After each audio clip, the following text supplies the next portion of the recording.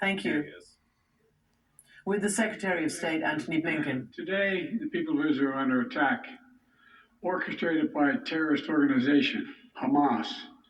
In this moment of tragedy, I want to say to them and to the world and to terrorists everywhere that the United States stands with Israel. We will not ever fail to have their back. We'll make sure that they have the help their citizens need and they can continue to defend themselves. You know, the world's seen appalling images. Thousands of rockets in a space of hours raining down on Israeli cities. I got up this morning and started this at 7:30, 8 o'clock, my calls. Hamas terrorists crossing in Israel, killing not only Israeli soldiers, but Israeli civilians in the street, in their homes. Innocent people murdered, wounded, entire families taken hostage by Hamas. Just days after Israel marked the holiest of days in the Jewish calendar. It's unconscionable. You know, when I spoke with Prime Minister Netanyahu this morning, I told him the United States stands with the people of Israel in the face of these terrorist assaults. Israel has the right to defend itself and its people, full stop. There's never justification for terrorist attacks. And my administration's support for Israel's security is rock solid and unwavering.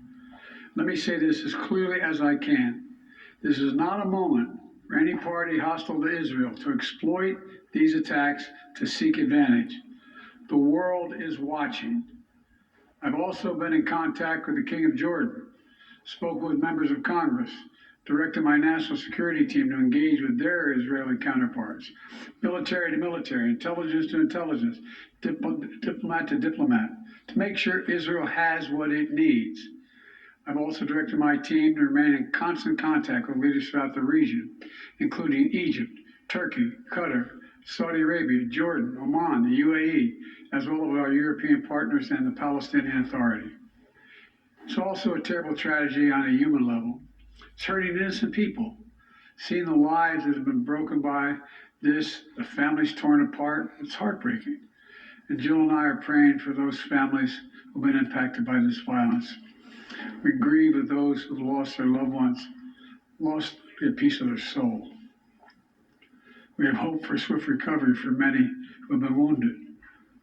We're going to remain in close touch with Prime Minister. I personally am going to remain in close contact with Prime Minister Netanyahu as this situation continues to develop.